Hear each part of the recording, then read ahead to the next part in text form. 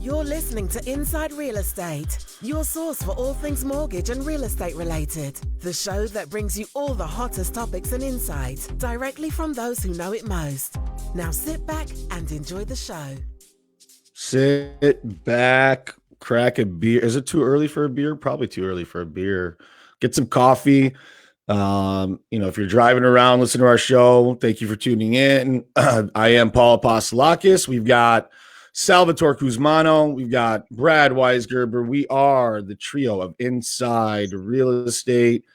Like 100 and something episodes in, boys. How are you? Doing well. I don't think it's too early to crack a beer, by the way. Never too No? early. Never too early to crack a beer. Sal, too early or not? Assuming it's a weekend. Yeah, true. Sal, we can't hear you, buddy. Yeah, Sal's not working in on his volume. So we're having we're supposed to have there you go. We're supposed to have Debbie Bloyd on today. She isn't on yet, and we got to start the show, but hopefully she jumps on and we can talk to her. She's a really talented. She owns a mortgage brokerage in Texas. She does a lot of stuff. She's got a radio show, a podcast. So I was interested to have her on and kind of get a different feel from across the country of like what they're feeling in the real estate market. So hopefully we get her on. But in the meantime, let's talk about what we're feeling in the real estate market and what we're kind of seeing right now. It's just an interesting time with COVID and lockdowns going back into effect. So I wanted to talk to you guys about, this second round of basically shutdowns. Does that create a situation when people are like, this thing is not going away and maybe I should change my tactics. Maybe I should slow down. I don't know. What do you guys think about that? I mean, yeah, I think people are definitely still scared. People are changing what they're doing. If they were going back out before, they're starting to come back in.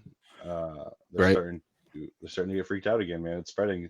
School just got delayed, at least by me. My kids, their start date just got delayed. They're trying to figure out what's going on. Mm-hmm. They're going to do. It's a mess everywhere, man. I think that they need to get. I mean, listen. Like, obviously, we know it's not a good thing to get, right? But I mean, I think there just needs to be more information as to how truly devastating is it for the general population or whatever, right? Like, I mean, obviously there's quite a bit of data, but it's not like Ebola, right? Like, you don't want to get Ebola, right? Like that would put you in a really bad spot versus, hey, like I know a lot of people who've already had the coronavirus. So I think it's hard to say. And is there any predisposed like conditions or things that people can know, like, hey, you need to stay safe, and hey, you guys can actually like live your life, and try to figure that out. But I think that's going to be impossible. So I don't know. I guess we just got to do our part to stop the spread. Isn't it weird how different places across the country, across the world, have had different reactions with different results as far as trying to control it? Haven't tried to control it. Some states have been like the results are actually all the same. Those who ignored it blew up with cases. I mean, look at Florida and the South right now versus Arizona. Yeah. When we were under lockdown and we were like, dude, this is terrible, right? I mean, yeah. I think it's all dictated in the numbers, but that's the thing. I mean, I don't know if I can necessarily, and I'm not like a big conspiracy theorist, but at the same time, like, it's a odd year, man. Elections, I mean, so much different news. Yeah. On a side note, do you see that explosion in Lebanon? No. In Beirut. Oh, yeah. I heard something about it. What happened there? Can you? What happened? Yeah. So apparently a fireworks factory caught on fire, and the government had stockpiled fertilizer, essentially, like 2,700 explosive. Yeah, like 2,700 tons of it was like illegally disposed of there. So, I mean, as soon as that caught fire, it looked like a nuke. I mean, at least reports on Twitter and whatnot are saying it wasn't a nuke or it wasn't intentional, but I mean, you watch the videos. I mean, windows were shattered like 15 miles away. It's nuts. Oh my God. Yeah. Wow. Huge. Yeah. Really? I mean, it was like nuke bomb. That's what it looked like. You need to watch weird. This world. Yeah, I'll watch it, but it's so weird. This world, like, first of all, Lebanon has always had a history of like a lot of stuff like that. We live in a relatively very safe part of the world, right? Comparatively speaking. Blowing up? No, bombs blowing up. Oh, okay. Lots of bombs have blown up, and lots of bombs. 2020 has been an odd year, dude. Very odd. I don't think that, just going back to the COVID thing, I don't think the COVID thing is gonna slow down the housing market. I think people still, I mean, lockdown's causing people to want the houses right now. It's weird. Like lockdown and low rates and the idea that you're living in your house and working from home a lot more. People want to have a home that they're comfortable in. I think that's one. And I think two, there's just such a huge population of these millennials that are starting to have babies and starting to have families that I just don't. I think we're going to have a housing shortage for some time. I don't think the builders can build houses fast enough to keep up with demand. I just don't. At least in our area, right? I think we are going to have a housing shortage for a while. I don't disagree with that. I do think that potentially the demand will be less than it should be because of COVID, because of unemployment, because of... Why? Unemployment? Yeah, because people not having the jobs or not having the means to buy what they want to buy. But the demand's still going to be there. I just don't think it's going to be as crazy as it normally would have been. But they're still going to have a housing shortage. We're still going to have crazy demand. The market's still going to be hot for real estate. Yeah, I mean, I wonder. The low rates, right? The low rates plays into it too. It's so cheap to buy a house right now, to borrow money, I should say. So it's like, I don't know, man. People are going to look back that potentially didn't buy a house and they could have right now because they're either trying to get a deal or it wasn't the right time. And then they're going to potentially be like, man, that was a good time. But I really don't see rates going up anytime soon. Now, to your unemployment thing, I don't think we've seen, I mean, look, we've had the stimulus that really helped out the country. What happens now where they drop the unemployment, where people now are making like less money on unemployment and people are going to start not being able to make their bills. You know what I mean? If this is the case, if this continues, it's going to be bad. That's what I'm saying.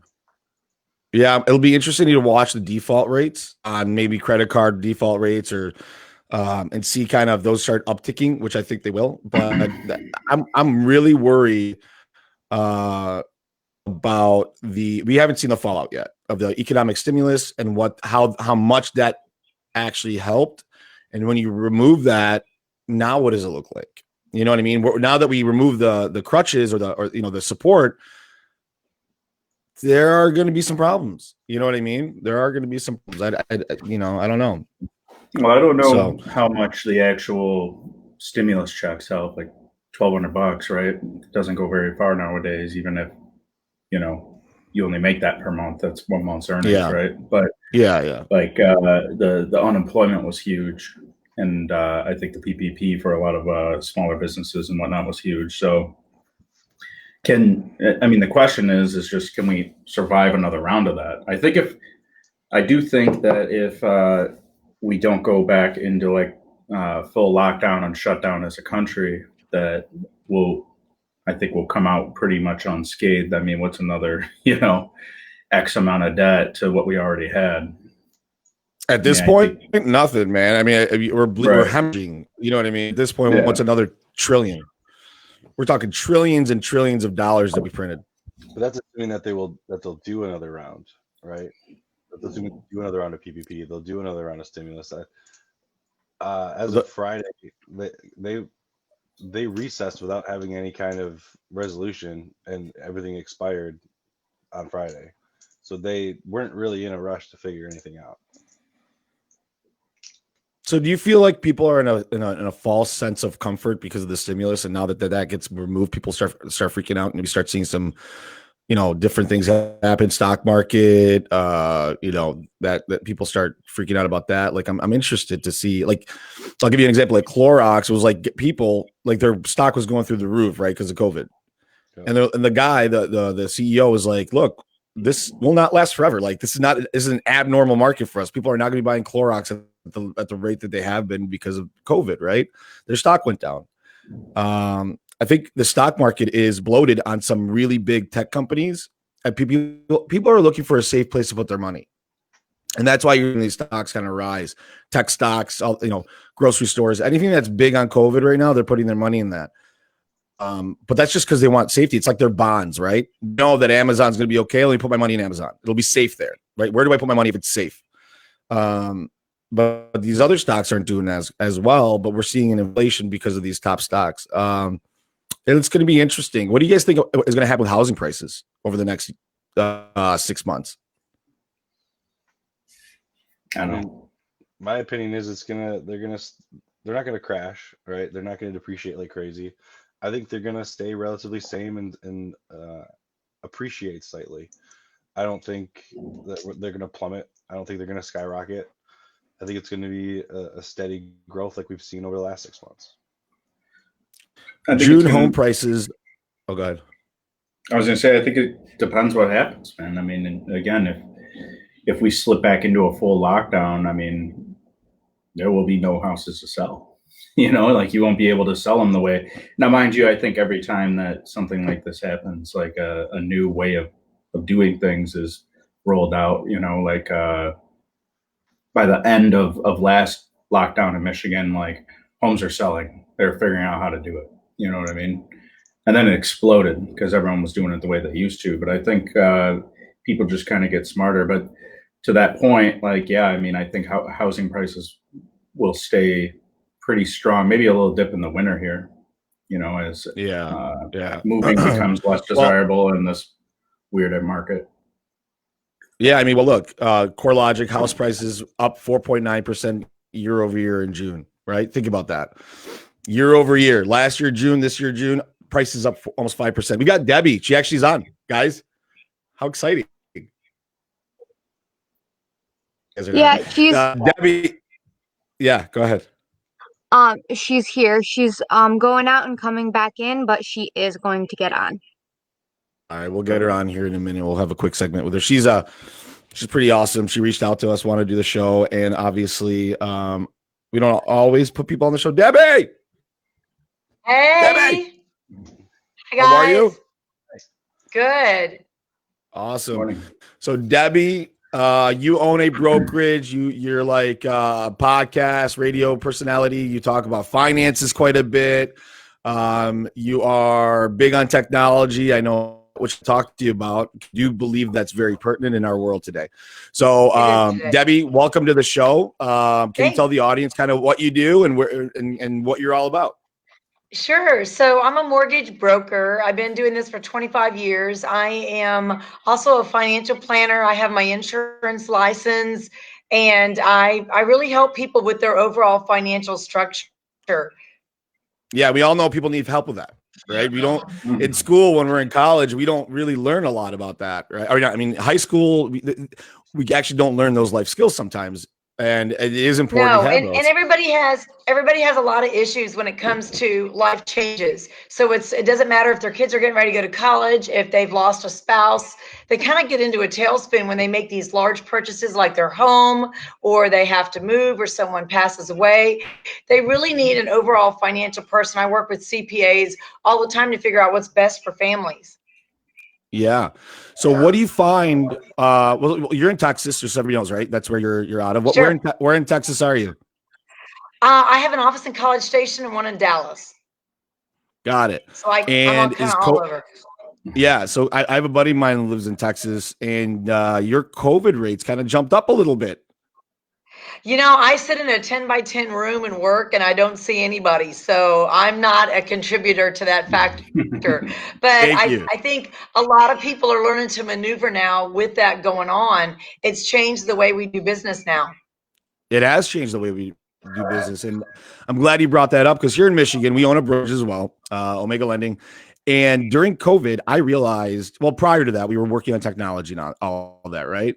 But it made it so apparent how important technology in our field is. And I think what COVID is doing is it's accelerating that needle and forcing what I call the dinosaurs to stop using pen and paper and start actually using technology.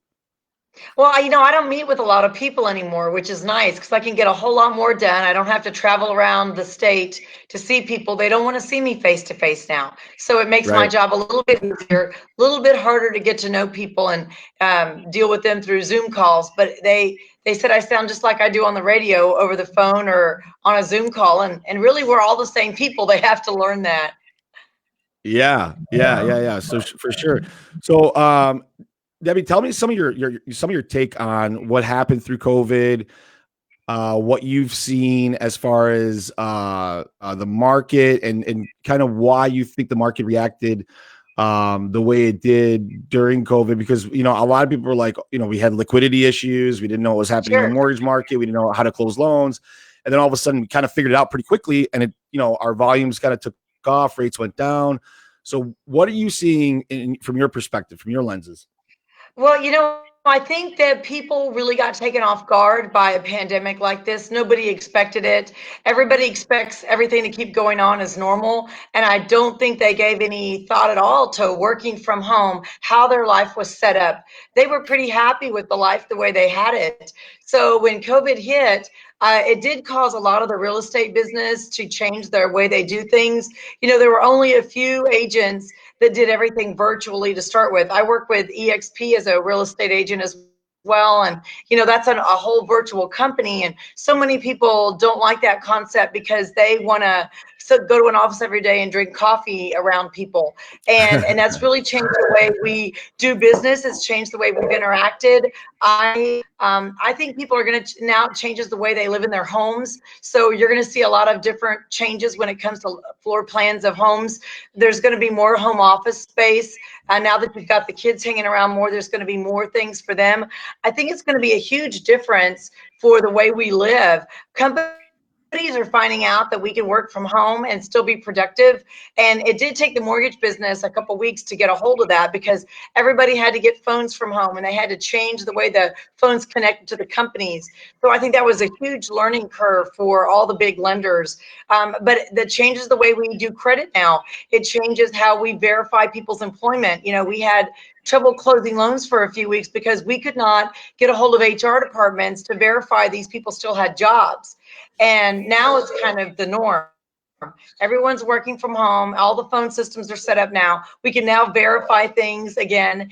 And it's just different. It's taken us a while. It's like turning around the Titanic, takes a while to turn a big barge around. I do think people are getting used to it now. I'm certainly getting used to doing Zoom calls with clients and talking with people. And I think the hardest thing is to see the homes. People can date online, but it's really hard to buy your biggest asset online. Now we're buying cars online. Cars are being delivered to our homes. I just think people have to be careful, but we have figured out that there is life still going on. I think the markets think that just because COVID hit, everybody put their lives on hold, and that's not true. People are still having babies. They still need to be transferred to wherever they were going to move before. It slowed down the process and changed the way we shop for homes, but it didn't change the fact that people still need to get moved or they wanted to upgrade to a new home. I mean, this is a bump in the road. I don't know about you, but I've worked harder in this year than I've worked my entire life with refinances when everyone was staying home with COVID and taking days off and doing DIYs and making TikToks. I'm working 24 hours a day with my processors trying to get all these loans done of people that wanted to refinance, because it's still about the end of the day, finding a place for our families to live and qualifying for a loan and keeping your job, and life goes on. People still have birthdays, people still have babies, people still get divorced. All of these things still keep happening that trigger the real estate and the mortgage market. Yeah, and Debbie, I noticed this on our end. There's a population of people of real estate agents that embraced it, like just people in general that embraced that. There's a lot of people in denial. This is not going away. This is going away, and I'm like, sure, dude, just adapt. Forget about denying. People don't adapt very well, do they? Yeah, no, they don't. They wanted to go back to how it was instead of just like my wife, just for instance, like 2 months into COVID, she's like, I don't think this is going away. I'm like, no shit, right? Like, it is not going away. It's like, yeah. No. I'm like, all right, now we're there, right? But some people took a really long time for that to settle in, and the ones that kind of got out ahead of it, I think, had an advantage, and especially real estate agents, right? I mean, let's Debbie. I mean, let's be honest, and Sal and Brad. I mean, do you have to go to 50 houses, or do you have to go in the one house that you really like? You know what I mean? Like, how many times? Yeah, how many times have you walked in a house and like, oh shit, no, it smells bad, or right off it's got this, right? And then you walk right out and you just wasted a day. You don't need to do all that. Go do video things, and then when you find the one that you really like, go look at it, right? Yeah, I mean, there's never been more traffic than on Zillow, but people still want to walk in that house before they plunk down 800,000 or 400,000 or 200,000, whatever they're buying. And I think they still want to, even though you can take your phone around and do a video walkthrough, they still want to see it in person. So I don't know. I think I would still want to sit in a car before I buy it. Although if I've already sat in a Lexus and I own a Lexus, it's just a newer Lexus, fine. I don't have to sit in it. I already know what they drive like. But a lot of people, it depends, I think, on how you do things. Are you a visual person or are you a touchy-feely person? And those touchy-feely people are having a harder time now dealing with all of this. They just don't change very fast. Yeah, but you know what's funny? We say that, but I also believe as the human herd moves on, I mean, it's funny how quickly we get reprogrammed at the same time, right? All of a sudden now. Well, what is it? What do they say? 30 days is the new habit. Yeah. So once you start doing something for a little while, you're like, okay, I can do this. Well, what choice do we have, really? My kids are in college. My kids both came home from spring break, had to clear out their rooms, their dorm rooms in 2 days and be off campus, and they came home. And we're like, wait, why are you back? And they're like, wait, why are we leaving? And it changed high school, it changed everything, So now my kids, I took my son back to Ole Miss last weekend, moved into a house that we'd already signed a lease on with him and his friends. They're going to take half their classes online, half in person, but they still want to be together, So no, he doesn't have to stay home to take online classes. That takes all the fun out of everything. Right. So Debbie, tell us about your business right now. I mean, obviously we own a brokerage. Sal does a lot of originating. Sal, I think, closed like 30 loans or something like that, surprisingly. I don't even know how he does it. He's like a machine. But anyways, what are you seeing in your business? I mean, we are a purchase heavy shop, and by the purchase, I mean, the refinance kind of come from that. We don't buy leads or anything. We're all very, very organic. Tell us about your business model. I mean, are you in the community with real estate agents? Is that like, are you referral based? Are you tell us about your model? Well, like in 2008, when things went bad, I got on the radio and I started talking because people thought that the world was coming to an end back then. And I just thought if I could just get on the radio for a few minutes and tell people about how to change their credit score, I can fix all this and I can fix it rather quickly. Well, I'm still on the radio and I haven't really fixed anything. People keep doing dumb stuff. Yeah, I haven't fixed shit. It's still dumb. So I am helping them, get out of divorces, do all that stuff. So I do radio stuff and I get a lot of business from there. People like the fact that I'm licensed in so many different things and I can talk about them and really deal with them organically, kind of like you do, how to fix their issues, because it could be several issues usually, right? It's paying off debt. It's, are they going to buy another house? How do they do an investment property? Do they want a second home? Can they get more money if they invested, put it in the market, put it in mutual funds or buy rental property? So we have those discussions every day. I also work with real estate agents. Some of them buy Zillow leads. I split the cost with them and we work those leads together. Sometimes hey, stop it. Sometimes they like to talk to the lender first and get pre-approved. Other times they don't want to talk to me at all. They want to talk to the agent, but it's kind of like 2 against 1. We try to work with them and help them make decisions and figure it out, especially if they're first-time home buyers. I buy leads too. I've always bought leads since I first got in the business in the 90s. So I don't mind calling people and helping them out because usually they're scared or they just are not educated. And so I kind of I kind of educate them. I like to do that. So I talk to them a lot about their personal financials. You know, they are like, well, I'm going to borrow money from my grandfather. And then I'm going to, no, you're not. No, you're not going to borrow money from your grandfather right now. That's not who we can gift money from. Or I'm going to sell my house in China and buy, no, you're not. We're not going to be able to use that money. That's money laundering. So it's just explaining to people how the money works. You know, they don't really have a clue. So I do all those things. I started a podcast during COVID. I had that on my to-do list, but it became very easy to do when I had all these topics that I wanted to talk about, and interviews that I do with people just like you, wanted people to be able to download free information. I started a 8 kind of step program on how to buy stuff, that was the psychology of money. You know, so many people are screwed up about money from their childhood, from their parents. And of course, you're married, you know, you've got a different outlook on money than your wife does, I'm sure. And so much different. Try to help. Yeah. So who's a spender? What's that, Brad? I said I don't think it's that different. Oh, it's very different. She said he's a spender. I say both. Who's a spender? No. I'm not $2,000 purses. Oh. Yeah. So there's always a spender and a saver. And I help a lot of families through that. And then, you know, they raise kids that are split. And I think people just need to know now they're lost. They think Credit Karma is real. They think if Credit Karma says they have a 790, that's what they have, and you pull their credit and they're a 650. They have no idea what makes up good credit or how to get better credit. So I think a lot of my time is just spent on educating people. I do probably 70% purchases, 30% refinances, except in March, April, and May, and I was flipped. Yeah. I did 2 or 3 purchases and a ton of refinances. So I get a lot of repeat business and a referral business. So some people I help on the mortgage side. Some I have investment clients, and they don't need me for the real estate side. They use me for investments. So I kind of go back and forth. I just get referred around. If they have a money issue and they're not for sure who to call, they usually call me, and then I direct them if I can help them, or I get them to the right person. Yeah. And Brad, you know this, and I know you, Sal, you know this. So obviously Texas through 2008, you guys fared really well because you guys had very strict cash out rules. You guys have very strict, your housing market was really insulated because you guys kind of have created a situation where it was harder to do some of the things that a lot of people were doing, stripping equity and whatnot from the past. So I think Texas did a great job, like kind of coming out of 2008, and they didn't really, it wasn't as dramatic in Detroit where, you know, we saw plummeting prices and everything like that. Sure. Yeah. So Texas Texas always has, Brad, why are you laughing? You're laughing.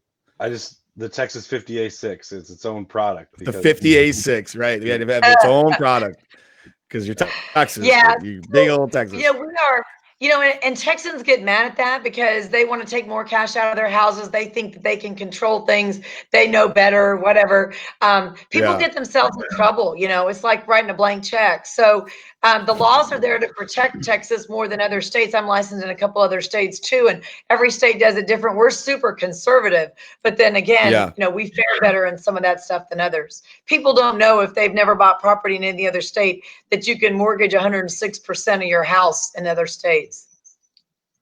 Yeah, it's pretty crazy. Now, I know at one point the property value, like you could some parts of Texas, like a $200,000 house was like massive. This was back in the day, but like, so I would get these appraisals back, and this guy, you know, it's a $350,000 house and it's like 5,500 square feet. I'm like, what is going on, right? So the values, like you get more. I don't know if it's still like that, because when I was writing Loan to Texas, it was a little while ago, but is it still like that? Yeah, I mean, there are places that you're going to buy and get a lot more for your money. Smaller towns, suburbs around the Dallas, Houston, Austin area, suburbs, you always get more. You know, we've got our $1 million houses, $2, $3, $5, $10 million homes, but we got a little bit more land than you guys do, so we can spread out a little bit. And what we're seeing is now that I think we're going to see more of suburban sprawl going out away from all the cities, because you can live anywhere now and work. If you can work from your living room, you can work from your living room 3 hours from Dallas. You don't have to be in Dallas anymore. So there's a lot of people that are wanting land, wanting to spread out because of this COVID thing. They don't want to be in the city. And so if we could build faster, we would. We've got builders building just as fast as we can. The sprawl is going, Dallas is now probably an hour and a half from one end to the other, north to south, and it's still going. And I live in an area that's really towards the outskirts of Dallas, and we can't keep housing. I mean, they're backed up 6-8 months of building right now. They just can't build neighborhoods fast enough. Yeah, it's kind of crazy. From one end of Dallas to the other? Oh yeah, and that's with no traffic. When we had traffic, so right now it's great to be traveling the highways. There's no traffic, and there's littler traffic in Dallas. So I can drive from one side of Dallas to the other in an hour now, where it used to probably take 2.5 hours with real traffic. But everybody's staying off the roads. I mean, most people are. I commute like 2 miles from my house, so I could walk it if I had to. Most people were used to commuting an hour and a half during rush hour traffic to get to their jobs. And that doesn't happen anymore. Half of them are staying home, and the other half are finding other ways to telecommute. So I think we're going to see a lot of changes when it comes to housing. People are going to move out to suburbia where they wanted to be in the first place. They just couldn't be that far away from work. Yeah. Hey, Debbie, I want to talk to you about technology and what role that plays in our market. Now, we believe we're very forward thinking with technology. We're coming out with an app. You can do everything online. Everything's in the cloud. Like our whole system is like, because we started our company 2 years. We're going to be really technology based, right? Right. I don't think a lot of real estate agents, unless, like you said, EXP, I think has a really good platform that's built. I mean, if you've looked at their stock, you've probably done really well, right? If you had their stock through all this. Yeah. Yeah. EXP stock has blown up. I think the mortgage business is now probably in line to where it should be. The real estate business has a long way to go because, EXP is just small percentage. You've still got all the brick and mortars, Remax, Keller Williams, Century 21, all the big companies. You still have a profit center. You still have to go into the office. You still have classes. It's still very, very local, but all real estate is local. So when I talk, just like you do with these audiences that are everywhere, you've got to realize that they're like, so what is the housing market going to do? I don't know. Is your city growing or dying? Is your political landscape where companies want to come to? Dallas is getting a lot of business. Austin's getting a lot of business because Texas, we don't have a state tax. We are pro-business. We stayed open. Our whole government is sectioned to stay open during COVID. So a lot of businesses had a really tough time, and they're fighting our state government if they have to close down bars again to 50% and restaurants.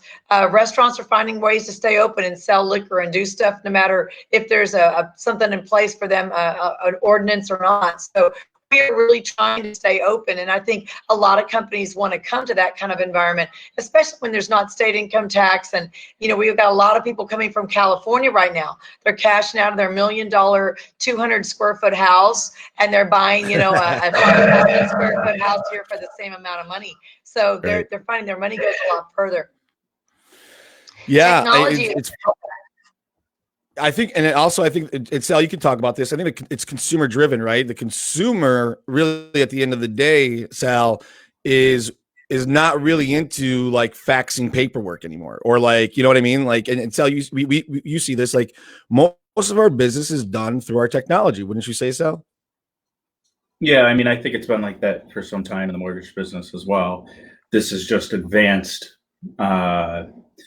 those lapses or gaps that we kind of had before, right? Like technology is now like forced to take that step versus, in the past, I feel like it's just a lot more convenient. I mean, how easy is it to go to your HR portal, download your W-2 and upload it to a Dropbox, versus people were like, well, when can we meet? I'm like, we shouldn't.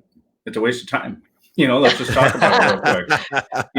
I'm right here. We're talking right now. Why do I need to really want to meet? I'd rather, meet you when we close, right? And share a drink or whatever. But ultimately, I mean, technology has always been, and really, I feel like that's what's allowed for our growth as mortgage brokers and whatnot, right?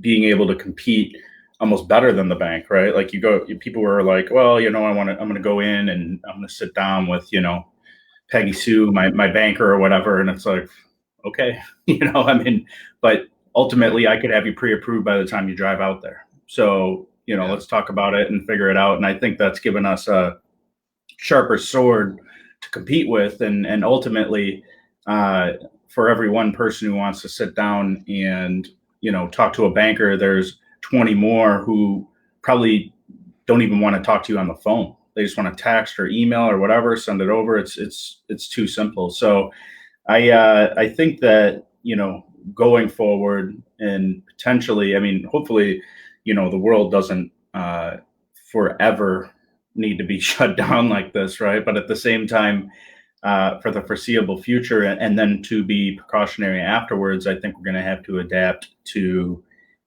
just different ways of doing things in general. I look at like the restaurant business and, is DoorDash a much more permanent stay forever?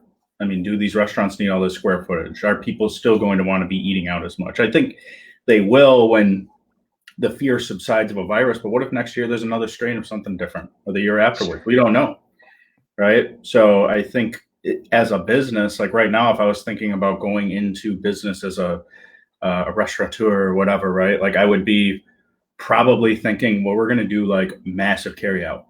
We're going to make fast food. It would be built totally different. Yeah. I told them this is my idea. You should buy a strip mall and you should have a different restaurant in every single section, and they should all be DoorDash only, and you should be able to go and just get all your food and just crank it out. Like I think you can innovate. Yeah, I love issues, Debbie, to be honest with you. I love issues like this because it gives people an opportunity to succeed and overcome them. I think problems are opportunities, right? And if you look at problems like opportunities, then you can actually take advantage of them. But going back to the technology, as good as our technology is, Debbie, in the mortgage space, it's still built on like sticks, like the foundation of the business. It's like you've got all this amazing technology on the top end that's sitting on a whole bunch of sticks because you've got municipalities, you've got title that really sucks. You've got, the whole the rest of the system is like advocacy, and then over here you've got a quantum computer, right? The IRS. Sure. You know what I mean? So how long before the rest of the business catches up? Until we demand it, I think. So are you guys doing mobile closings? Can you do e-closings? Are you sitting up in tents outside of title Michigan companies? How are your guys closing? We can, but face to face. Yeah, cumbersome. Or most people are closing, or what they do is they essentially sterilize. Like for a refinance, for example, we typically close at the borrower's home. They'll sterilize a package if someone wants it like this. They'll sterilize a package, drop it off, get on a FaceTime with the borrower in the driveway while the notary's in the driveway and the person's signing. Texas is an attorney state, right? I think. Yes. So you got to close at an attorney's office or e-sign if they have the technology. We close at a title company, but so we can do everything by a mobile notary except a Texas cash out, and they've got to be in the title company. Now, what the hell difference does it make if it's a Texas cash out or not? It's just a rule that they had going back. It doesn't matter, but that's really holding a lot of people up because they have to be able to go into a title company to close. And now, our companies want to go to e-sign. We e-sign documents now. That was a huge step for Texas, is allowing e-sign documents. But now we do that. We still have 2 or 3 papers that need to be printed and wet signed. Why? If you could do the rest of the package, e-sign, what the hell? Why would you do that? I've seen it, but we still have to do it. They'll do like a Teams meeting or something, right? Or like a Microsoft Teams or something, and the notary will verify, like they'll overnight them the originals, the borrower, for example, in California, right? And the notary will be on like a FaceTime or Skype or whatever and be able to legally verify that borrower. They sign everything, go through it, and then they have the overnight label to send it back. I've done that on purchases. I would love to be able to do that. No, we're still, we send notaries, the notaries sit there with the people sign. So they're still seeing somebody face to face. I used to go to all my closings, and now I'm like, call me when you're there if you have any questions. And I've been shipping closing gifts out after the fact now because I can't be there in person. Because everybody, that was your time to take a little picture and smile and all that stuff and be happy after I've drug you through the mud for a month, you know. It does suck. And I always like that part. I think about all the time, right? So like, let's just say it takes 30 minutes to get to a closing, you know, an hour while you're there, and then another 30 minutes. It's 2 hours times, let's say, 18 purchases a month, right? Like, wow, that's almost a whole week. You know, that's 36 hours out of the week. And I've been able to probably be a little more attentive and better with my clients and making sure they get done. But it does, it sucks to go through 30 days, 60 days, sometimes years with people, you know, getting pre-approved and, you know, the struggles they have or fixing their credit. And then in the end, hey, sorry, I know the closing's, you know, right down the street, but I won't see you there, you know? Right. No, it has changed a lot, and I missed that part, but you're right. So, you know, I've been with other mortgage companies before I started my brokerage, and I was always told, you know, I was in a smaller town. College Station is a college town. It's where Texas A&M is, and it's a small area, and everybody knows everybody. I mean, there's 100,000 college kids, but the business side of town, we all know each other. And everybody would say, you know, we just want to see you, touch you. We want to come and sit in your office. We want to meet you at your office. And there was a guy with. Nobody's ever said that about me, by the way. They didn't want to see you, touch you, any of that. No. So you need to be more huggable. That's what it tells you. That's just what be it more is. Huggable. Yeah. And so, you know, I worked with other guys in bigger cities in Dallas and Houston. They're like, Debbie, you're wasting so much time driving to see people or having them come to your office. You need to be like us. And some of them, you know, they live out of state and they still do their business in Texas. Nobody really knows. They get on back then they were getting on Zoom calls and they would talk from their office, God knows where, and everybody assumed that they were in the city that they were in, and they'd moved 2 years ago, but nobody knew. So now I think it's all kind of come around where that's expected now, and I can get a lot more done. I like it much more doing Zoom calls with people, but I do miss the interaction with clients, and it's harder to establish that rapport if you never get to meet them, have lunch with them, talk to them. They feel like they want to know more about you that way. And now that I have an office in Dallas as well, you're right. People don't care in bigger cities. Just give me my documents, you know, give me my rate and let's move. And so they're not as touchy feely in bigger cities, I don't think. Hey, Debbie, what do you think are like some of the top mistakes that you see people make when they're trying to get their finances ordered to buy a house? Like, give me like 3 top mistakes. Oh my God, there's so many. Do you have any? How much time do you have? Yeah, you know. So yesterday I had a problem. Somebody had a mortgage late that they didn't acknowledge, they didn't know about. It showed up on their credit unexpectedly from like a year and a half ago. And they kept trying to give me reasons why it could have happened. And I'm like, I don't care. Nobody cares. It's on your credit report. Our job is either to get it fixed and get it off your credit report or acknowledge it and move on, and you close 2 months from now when it's dropped off. You know, it's been a year. It doesn't matter why. I think people want to explain all their mistakes over and over and over. But again, it's on paper, right? It's black and white. There are rules. So it doesn't matter why you did it. I have a lot of that. A lot of people trying to explain their issues. I have a lot of people that have their credit messed up with a junior or a senior, and they just they co-sign for people they shouldn't, and they're trying to get ex-husbands off loans that they should never have let them stay on, and then their credit's done when the guy's got a late. I've got people that don't know what their bills are, and I pre-qualify in one way, and then when we pull credit, we have issues because, oh yeah, they forgot that they had that piece of land, or they still owed on the back child support. Now they can't purchase. So it's a lot of people aren't tending to their business. They're not taking care. A lot of my business owners are self-employed, you know, business owners. We do a lot of bank statement loans. Do you guys do a lot of those up in? No, we stay away from them because they're such a pain in the ass. They are a big pain in the ass. Yeah. So I have business owners, but like, you know, in Texas, we have a lot of sprawling little self-employed businesses. They don't know how to keep track of their money. They commingle their funds with their personal, with their business. They don't pay themselves W-2s. They don't even sometimes 1099 themselves. They just think it's all their money. They don't know how to run a business. They run it like I don't know. They're just making stuff up. So when we go to get them in financing, it's really hard because they haven't done anything right. They haven't notated their files correctly. Their CPAs haven't taught them anything how to run the business. And that really hinders them when it comes to buying. So half of my time is just spent on educating people on how to set up their money. They think they don't know anything about money laundering. They don't know what money I can use, what money I can't use. And they figure they don't have to put it in the bank until they need it. So Texas, we have a lot of mattress money. You guys too? Do you even use that term anymore? Yeah. So, they say, well, I've got the money. Don't worry about it. I'll get it. And I'm like, no, I'm worried about it now. Where is the money at? Don't worry. It'll be in the bank by the time we need it. Stop talking like that. We can't use it. So really, they tell me as least as they can.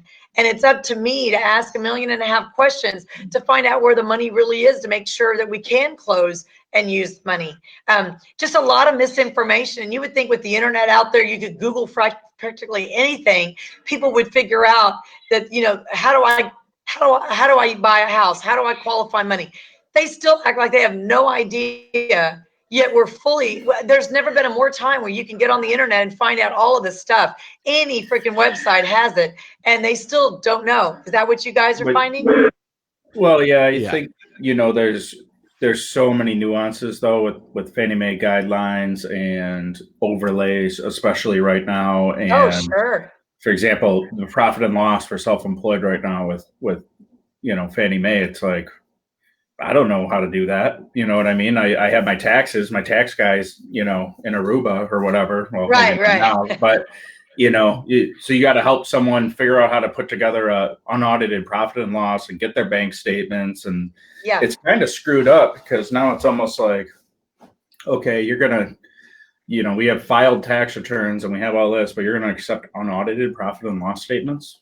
I mean, essentially like, here's what I made this year. Yeah, it's kind of messed up, but they have to have some type of due diligence or oversight, I guess, in the way that they're doing things. But credit's always the toughest, and I think on our end, it's kind of like, let's rip that Band-Aid off. Like I don't care what you tell me, let's pull the report. Because like you sure. said, I mean, I had a lady yesterday that she kept wanting to explain to me why there was a mortgage late last year. And she's like, and you would think the mortgage company would have called me and asked me why I was late if they didn't get my payment because I've been a good person for 10 years. And I'm like, what planet is she on? I mean, like, when does that ever happen? Nobody cares.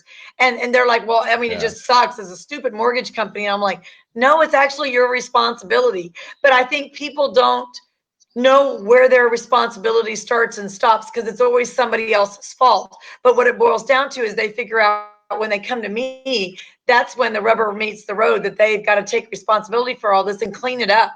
Most people use me to help them clean up their stuff. And it's stuff that has been bad and wrong for years or months. And they just don't bother because they don't know how and they don't know who to ask. Yeah, it is. There's a lot of misinformation. That's why I think it's very important to talk to an officer early in the home buying process, especially because you want to get because the worst thing I get is when, hey, we found a house. I want to get a mortgage. Okay, perfect. Let's look at everything. Right. I'm assuming that we're all of a sudden they can't buy a house. Network. Like, all right, like, hey, we pulled your credit. It's bad. Like, I personally don't really do much with credit repair. I have someone who I say, listen, if you're serious about it, pay this person and they should probably be able to take care of it for you because that's what they do, right? Right. Unless it's something simple or blatant, but hey, my taxes are all messed up. I haven't filed in 4 years. Perfect. Call my buddy John, right? We're going to work together. We know them. We need, I need this done or I need that done. All right, perfect. You got like a big network of people that can work together to help this person make it happen, right? Versus like you go to the bank or someone, hey, do you know a CPA? No. They don't help you with banks any. No. Right. Good luck. Now, my self-employed people are really the most lost, I guess, of everybody. And you think that if you start up your own business, you're an expert. No, you're self-employed for a reason. You want to set up your plumbing company and do it your way. And your way doesn't mean that you have audited books or a CPA that helps you. Your way is your way. And you're not a financial guy. You probably didn't go to college in finance. You're not got a finance master's degree or MBA. You don't know anything about what you're doing. You're doing the books and paying your bills. the best you can. And then when you come to me, I have to straighten you out to get you ready to buy a house. A lot of people don't even know how to read their taxes. I ask them, people call them these leads that you guys don't take that I still do. And, I'm like, so I'm trying to get you pre-qualified. Tell me, what do you make?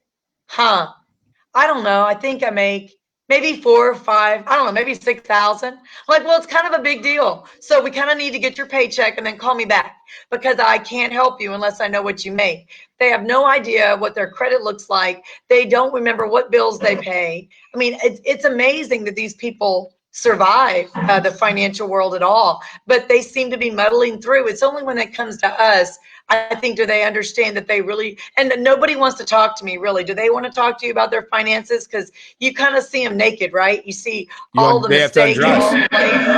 Yeah. They don't like that at all. Yeah, for sure. So I don't think they like to admit it. Right. So Debbie, go ahead. No, I don't know what the echo is. I was just saying we're running out of time, so I want to hit Debbie with we do the thing called 3 questions every episode, Debbie, and then I'll let you tell everybody how they can find you. So, question we always ask every new person on the show is, what scares Debbie Bloyd? Snakes. Snakes? Hate snakes. There's something they posted on Facebook or something once. It was like, I hate snakes. I hate things that look like snakes. I hate sticks that looks like snakes. I hate anything like a snake. So yeah, snakes. No snakes. I'm gonna get a rubber. If I ever meet you, Debbie, a rubber snake and put it in your purse. Don't you dare! I'll be screaming bloody murder. I'd love to see that. All right, so you guys got a question for Debbie? I mean, I've got a few, but you guys got anything? Yeah, if you could live in any state besides Texas, where would you live? I'd go back to Arizona. I like Arizona. Great golf. Pretty weather. Yeah. Great golf. I play golf, so I like that. Yeah. Gross. If you could spend a week in anybody else's body, who would it be and why? Ooh, anybody else's body. Yeah, so your brain is in their body. It could be anyone. Donald Trump. It could be I don't know, Ellen DeGeneres, whoever you want. Let me think. Gosh, that's a tough one. I don't know. You love your body so much. You're like, I'm out. I'm good. I'll just be me. I know me. I know my issues. I don't know what issues I'll be getting into. I'll just stay where I'm at. I'm good. You're like, no, you anybody else's body. You're like, I'm good. Like, you wouldn't want to be I'm like good. in I'm like, good. Yeah. I think the better Bezos's body is you always say body, but really, if you could spend a week in someone else's shoes other than body, like see how they run their days or whatever, you know what I mean? So I think everybody, so I'm like in my mid 50s. I think everybody that's my age kind of grew up watching Friends. So I don't know. I'd go, I'd be Jennifer Aniston for a week. I think that'd be a blast. She's super cute, lives in nice houses. Yeah. Super pretty, have perfect skin. Yeah, I'll be her for a week. I can do that. I mean, how come she never wore a bra on the show? Her nipples were. I don't know, but wasn't it always great? And so I have teenage kids, and so we have watched Friends. One summer they went through the whole Friends series twice. So I've gotten to watch it 3 or 4 times now, and it's still just as good today as it was back then. It was a great show. Debbie, thank you for doing this. Tell the audience how they can find you. I know you have a podcast, like you said, which I want to be on, and yes, you have a radio please. show. So tell me about your. So my radio show. Yeah, so I do a radio show on Sundays down here in Texas. It's called Money Strategies with Debbie. So the website is the same, moneystrategieswithdebbie.com. I've got a podcast, Seek, I Want to Be Like You. And it's Dollar Diva Debbie. So they can download that with podcast on iTunes and Spotify. And then I have an office and a cell phone that I, have with me all the time. So 979-220-3018. People said, aren't you scared to put your phone number out on things? And I said, no, that's how I make money. Yeah, everybody can call me. I don't care. It's all good. Yep. My phone number is really public, unfortunately. Yeah. So it's all good. Debbie, thank you so much for doing the show. I look forward to following you now. And that's the beauty of the show. I want to follow you guys too. People. You guys are fun. That's awesome. Well, I look forward to keeping in contact. Keep up the good work and keep pushing the needle over there, because there's not a lot of people in our space that the marketing strategy, the podcast. That's really good stuff. So kudos to you, Debbie. Really good work. I'm going to call you guys and find out all your secrets when we get off the air. So thanks a lot. We should 100%. We should do it. I love it. I love it. All right, Thanks, Debbie, guys. be good. Thank you so much. Enjoy the weather there in Texas. Bye-bye. Got it. Bye-bye. No, it's always cool to get perspective in a different state. You know what I mean? It Right. is, you know, I think there's a lot of value because we kind of sit here in Michigan and we read headlines about different places in the country, and this gives us an actual opportunity to get tangible information. It's interesting that they have the same challenges, bro. They're not that much different than our challenges, right?